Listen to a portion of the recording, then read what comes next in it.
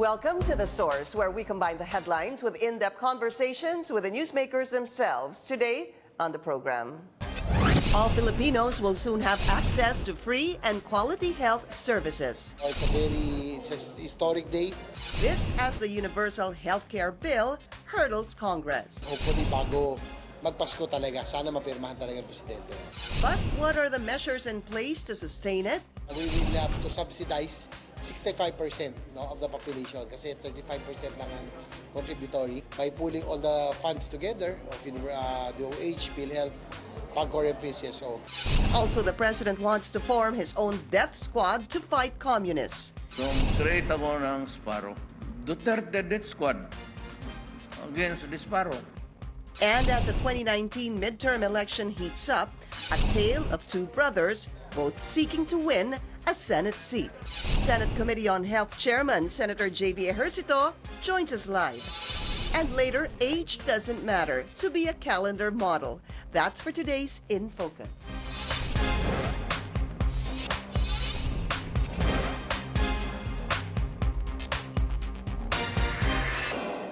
This program is brought to you by Bank of Commerce, an affiliate of San Miguel Corporation.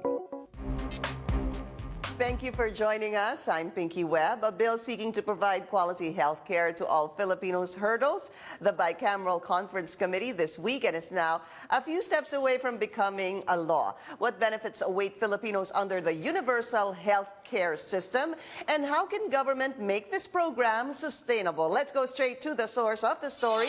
Senate Committee on Health Chairperson, Senator J.V. Ejercito. Senator, welcome back to the show, and congratulations to the Filipino people for this. Yes, thank you, Pinky, and nice to be back here in CNN, and hope we'll have able to inform the public now about the universal health care.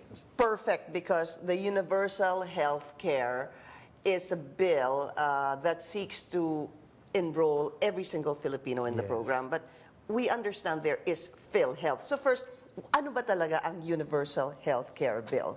Well, actually, it's an enhancement of the PhilHealth law. Only that it doesn't only involve the demand side or the insurance side. It will also involve the supply or the operations of the whole health system. No? So, as you said, as you mentioned, under the universal health care law, once it becomes a law, it will now be 100% coverage. All Filipinos will now automatically be insured under the National Health Insurance.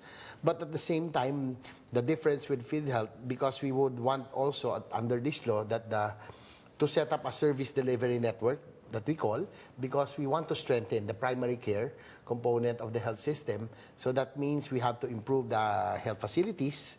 So that's the difference, no? Because this will now touch on the improvement of the health facilities and establishment of the network. So that means it's still an insurance, but it's also doctors, nurses, health facilities, and it's the whole whole system enhancement. Yes, that's correct, Pinky. And I hope that the people won't get us wrong now, that this is not heaven promised right away. No, this will be a work in progress in the next probably 5 or 10 years before we can realize that we really have a very good healthcare system.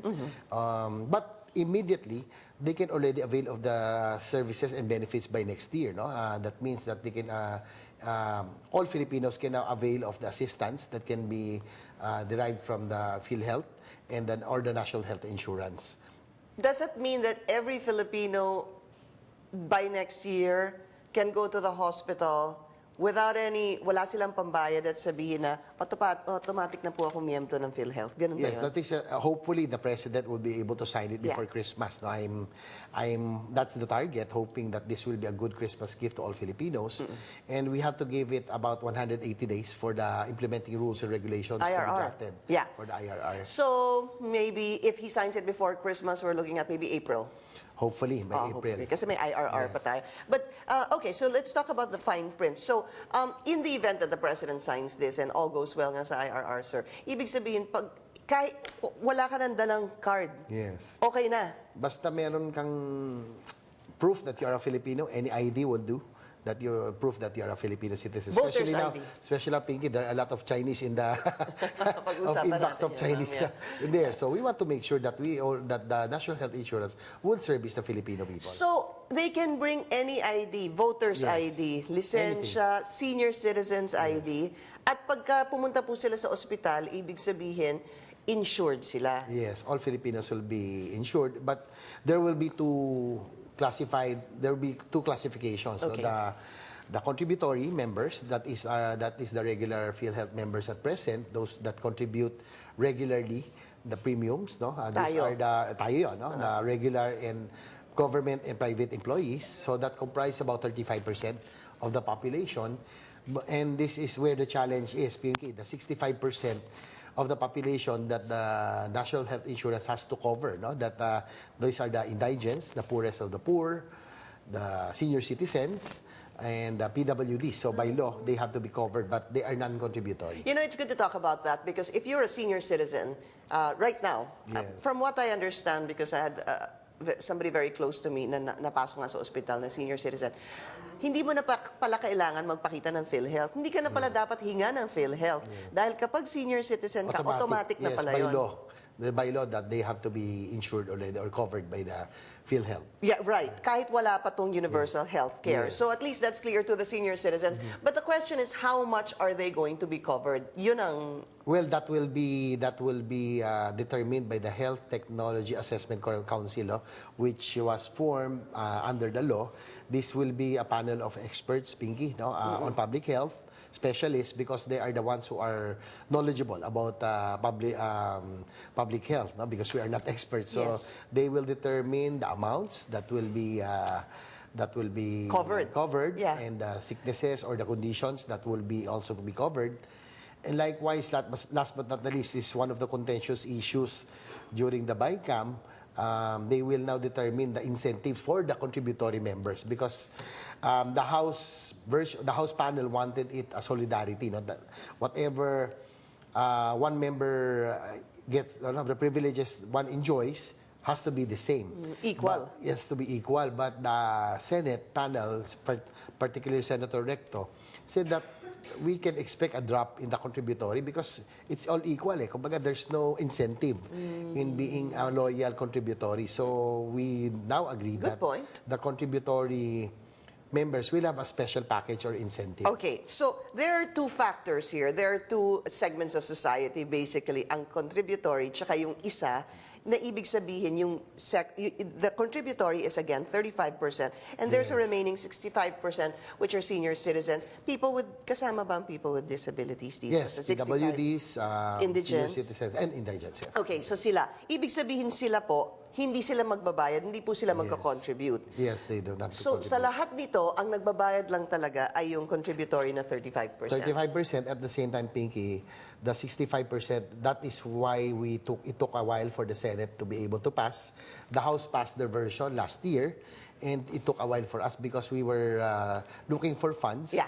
for the subsidy of the 65%. And I saw it, sir. Yung funds niyo po may PAGCOR. Yes. Meron din pong... PCSO, the charity fund, the PhilHealth subsidy, and the DOH medical assistance. So The we will budget. now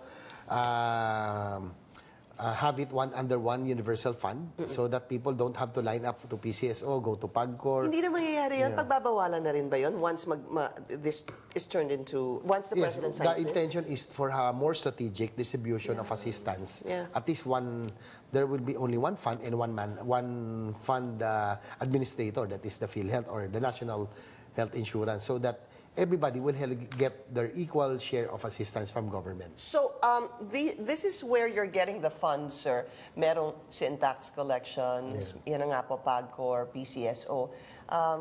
Dadating ho siguro yung time na wala na yung mahabang linya Yes. at yung may sakit o yung kanilang mga kamag-anak ay lumilinya ng pagkahaba-haba para kumuha ng assistance because there will be... But happens now kasi, Pinky, it's not, the assistance is not strategically distributed. No? There are those who, yung magtsatsaga, pumipila ng PCSO dito sa harap nyo na napakahaba. There are those who can get from PAGCOR and from DOH. But now, we want a more strategic and evenly distributed assistance to everybody. In fact, malilito ka kung saan ka ba talaga dapat unang Yes. pupunta. Pupunta ka ba dapat sa PAGCOR? Pupunta ka dapat... Sometimes they can get from PAGCOR, from And they all. can get- Some others man can get from any from any Yeah, it's agency. about time actually that it's a Para systemized... more strategic, more systematized distribution of assistance for everybody. So here's the next question. Yung mga contributory, kasi sila yung magbabayad at form part of the funds of this, the PhilHealth. It's actually PhilHealth for everyone. Yes. How much magkakaroon ba ng increase dun sa premium na binabayaran ng mga contributory? Ito yun ata, sir. Okay. So if you are, tama ho ba to, 10,000, if you have a monthly income of 10,000, You don't have to shell out anything. ano yan, net or gross? I think it's gross. Okay. So if you're 10 to 50,000 monthly income, you have to share 2.75% of your salary. And if 50,000 above, it's a 2.75 based on the 50,000. No? So that is Ibig what was sabihin, agreed upon. if 50,000, you have to contribute, 2.75%. pagka 60,000, 60,000 times 0.0275, ganun yun, sir. But I think it will be based on 50,000, no matter, even if it's up to 100,000. 100. So Nandun this ka na. was one of the contentious issues that we agreed that it will be based on 50,000, even if it's up to 100,000. So doon pala may iwan yun sa 50,000, parang yun yung cap. The ceiling, yes. So how much is that? If that's 50,000 times It's 0.0275, about less than, 1,375 yes. pesos. Yes. And that is 1,375 pesos per month. Per month. I see. So that is the maximum that you and I Will pay. will pay if we earn 50,000 and more a month. This was one of the contentious issues, the cap, no? the cap, no? Because Senator Recto also pointed out that at 50, if we put it too high, it might be very expensive. We will be paying about something like 50 times 30. Sige, may It's very calculator quite ako big, dito, sir. no? Yeah. I can't remember him, but he wanted it more affordable for everybody, and slowly, wag yung biglaan. So it comes to this. It's 1,375 pesos per month for people who earn 50,000 gross and above. Hindi ka na 60,000. Ang cap mo talaga is 50,000. And then, sir, is this going to be additional every year? Tataas pa ba to every year? Ganun ba yun? The agreement is the only time that the PhilHealth or the National Health Insurance can increase premiums if they will increase also the benefits. Benefits, They okay. cannot increase anything without increasing the benefits. And it's good to talk about the benefits of this universal health care bill. We'll be talking about that after the break. This is the source on CNN Philippines. Also, coming up, will it be Ejercito or Estrada? We get to know more about his 2019 senatorial plans. Senator JV will still be with us after the break. Siyempre, you're watching The Source on CNN Philippines. Our guest today is Senator JV Ejercito. Sir, so anong coverage nitong universal healthcare? Anong mga sakit ang pasok dito? Well, that will be determined by the Health Technology Assessment Council, which we created under the Universal Healthcare Program. And these are panel of experts, no, as I mentioned, public health experts, specialists, so they can determine which will be covered. But from what you know, we want to strengthen the primary care or the preventive side of the health system, because we want to change the behavior also of the Filipino people, no? That they go to the hospitals, pupunta sila Pag may sakit na malala sila. na, no? So it becomes more complicated and more expensive. Ang ibig sabihin, Senator, is that you want to strengthen, you want to include the coverage of pagpapacheck-up, tama ba? Correct. So, kahit wala ka pang sakit, gusto mo pumunta sa ospital, magpapacheck-up ka lang, libre yun. Of course, because people might think that it's very expensive, but I guess we will be saving a lot, no? From we will preventing people from getting serious illnesses, no? Yeah. So we want to strengthen the primary care component. That is, we will include already checkups and laboratory tests. And that will include also, Pinky, this is the difference with the PhilHealth, no? As I mentioned earlier, we have to set a service delivery network that is called, no? That means there'll be a primary care component that will be done by the barangay health stations, rural health units, and then before you go to the primary hospitals. I see. So there's a network that will be set up so that the primary care component can be strengthened, so that people will start Voluntarily, going, Yes. having their checkups. Yeah. So I think we will save a lot. The government will save a lot. In the We long will save run. a lot in the long run because it's very expensive, Pinky, to treat serious illnesses. Pag malala na yung sakit. Yes. Here's the side of the Private Hospitals Association of the Philippines, Yes, Senator, their that they're concern. saying, I understand they have their concerns. yeah, as well. because posible daw lumobo because of something like this, lumobo ang utang ng PhilHealth because it's an extended coverage. So how is this going to be addressed? Well, Pinky, we had 2 hearings on the PhilHealth's performance this year, no? Because I was also concerned that I wanted it to make sure that before we pass the PhilHealth, the Universal Healthcare Program, that PhilHealth will be in good shape, no? Because how can they provide healthcare when it is unhealthy, no? Yung financial status. And admittedly, PhilHealth had a problem in the past 2 years because there was a 10 billion fund that was diverted in the past administration that caused their reserve fund to be used. No? So they are in better shape right now. But Pinky, I will still highly recommend to the President, I hope they would be able to scout for a financial expert, preferably a fund manager, because PhilHealth, more than a health agency, Pinky, is fund management. No? So we need a financial expert, someone with actuarial knowledge, no, about insurance. Yeah. And I would highly recommend, I'm still hoping that the President would be able to appoint one, so that we have to ensure that the PhilHealth's finances remains healthy before we can provide universal health care. Mahirap naman yung PhilHealth ay sila pa yung naghihingalo Yun na nga. at sila pa yung Exactly. naghihirapan. Yeah. So that's the safeguard. Well, number one is, of course, to have somebody appointed who's knowledgeable in insurance and health. Parang Yes, ganun, no? yes. Pareho.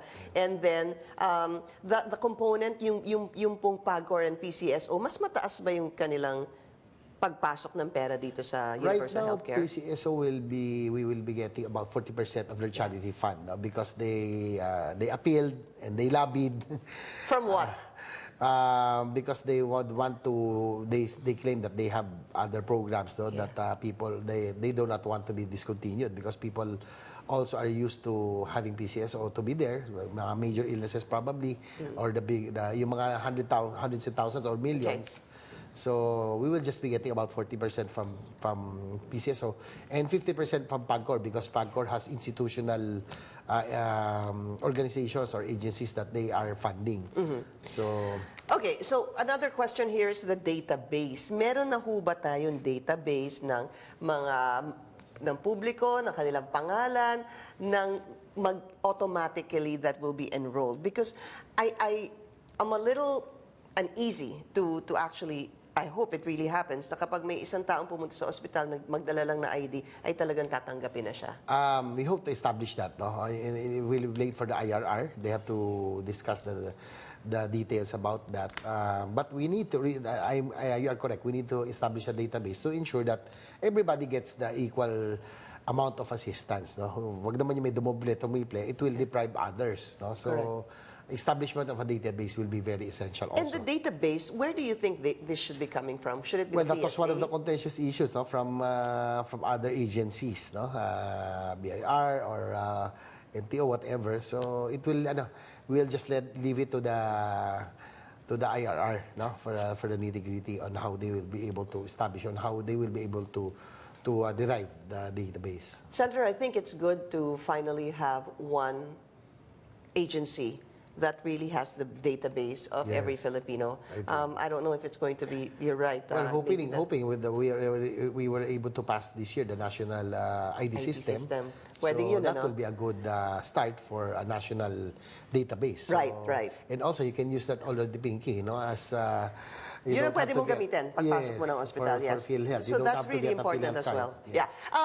The 2019 budget, is there going to be a problem in the event that the 2019 budget is passed in January or February if we have a reenacted budget for the first month or 2 months? Well, the problem is we cannot implement the new programs, no? Not unless we are able to pass already the 2019 budget.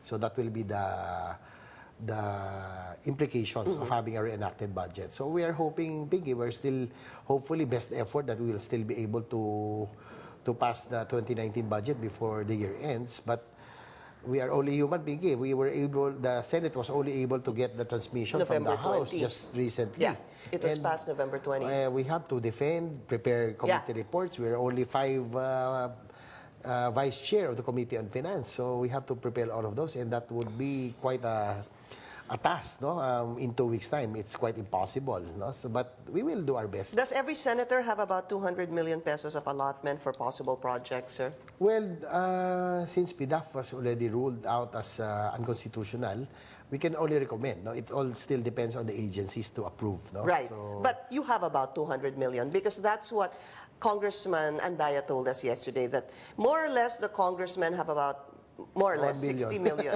Ha? no, just kidding. 60 million. Oh, really? And then sabi niya, sana pati yung senators, you scrutinize the more or less 200 million. That is also allotted. Well, we can recommend, no, but it doesn't. Unlike before, that we can decide there and then, no, that it's going to be approved. But now it depends already on the agencies. Yeah. We're just recommendatory. Correct. But is it 200 million pesos worth of recommendations to various agencies? Actually, there's no, we didn't set anything. No, Wala. Wala. Okay. So is it, papaano ho? Your senatorial bid, we have 2 minutes left. Is it going to be Estrada? Is it going to be Ejercito? Papaano ho ba? Well, I just used what I used in 2013, my COC, what I indicated. No, I will be using Ejercito as my main name. That will be the one in all caps. So I just used Estrada as a nickname because Pinky, anywhere we go, everywhere I go, there's still confusion. No? People know me, but they regard me they call me as Estrada. So Anak kasi ni Erap, so Estrada ka. Yeah. especially in Mindanao and the far-flung areas. Yeah. Well, admittedly, Estrada is the more established brand name. Ejercito has only been in national scene in the only last 5 years because I'm the only Because one. of you? Yes. Oo. So, Pinky, I'm still happy. And I know that it's a handicap, no, because I'm using Ejercito compared to my brothers using Estrada. It's a handicap for me, but I'm quite happy that I'm still within the winning circle. Sometimes inside that even if I'm using Ejercitos, that means that people already know me.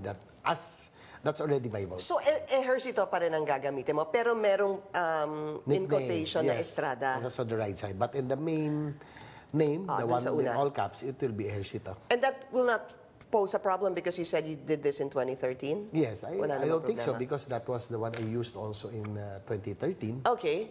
And you and your brother, because there were talk that Senator Jinggoy went to a rally and then you were supposedly going to go, pero nung nalaman mo nandun si Senator Jinggoy, hindi ka na lang nagpunta. Sabi daw ni Senator Jinggoy, he's okay to share a stage with you. Are you okay to share a stage with him as well? Well, Peggy, I'm not being stubborn or hard-headed, but one of the reasons that I left our party, no, with my dad, Others.